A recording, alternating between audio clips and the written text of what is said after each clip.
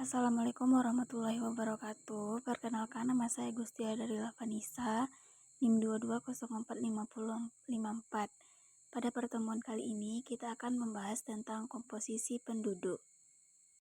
Materi pertama yang akan dibahas yaitu definisi komposisi penduduk. Komposisi penduduk mengacu pada distribusi variabel demografis tertentu seperti usia, jenis kelamin, suku bangsa, atau faktor lain dalam suatu populasi pada suatu waktu tertentu. Ini memberikan gambaran tentang struktur dan karakteristik kelompok penduduk, memungkinkan analisis terhadap dinamika demografis dan implikasi kebijakan yang mungkin muncul dari perubahan komposisi tersebut. Selanjutnya yaitu faktor yang mempengaruhi komposisi penduduk.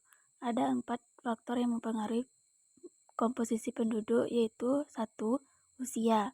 Distribusi usia mempengaruhi piramida penduduk dan berdampak pada kebijakan kesejahteraan, pendidikan, dan perencanaan tenaga kerja. Yang kedua, jenis kelamin. Perbandingan jumlah laki-laki dan perempuan dapat mempengaruhi dinamika keluarga, kebijakan kesehatan reproduksi, dan ketahanan sosial. Ketiga yaitu etnis atau suku bangsa. Perbedaan budaya dan kebijakan etnis dapat membentuk komposisi penduduk suatu wilayah dan mempengaruhi harmoni sosial. Yang terakhir yaitu migrasi.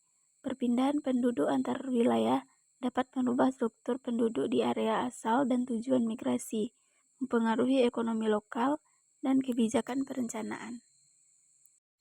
Materi selanjutnya yaitu komposisi penduduk berdasarkan usia. Yang pertama, anak-anak 0 sampai 14 tahun sekitar 63,57 juta jiwa atau sekitar 23,54% dari total penduduk.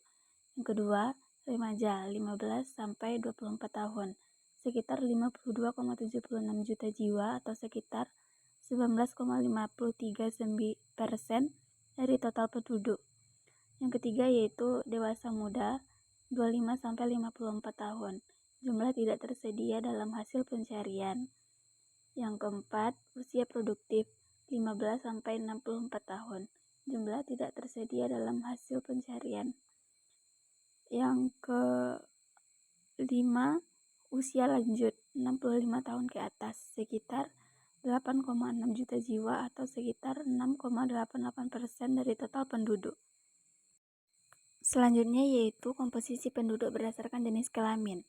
Komposisi penduduk berdasarkan jenis kelamin mengacu pada pembagian penduduk berdasarkan karakteristik biologisnya, yaitu laki-laki dan perempuan.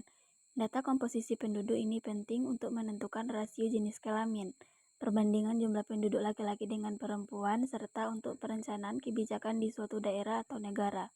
Misalnya, komposisi penduduk menurut jenis kelamin dan umur dapat menunjukkan beberapa hal seperti jumlah tenaga kerja produktif dan non-produktif, pertambahan penduduk, dan angka ketergantungan. Menurut hasil sensus penduduk 2020, jumlah penduduk Indonesia adalah sebanyak 203.917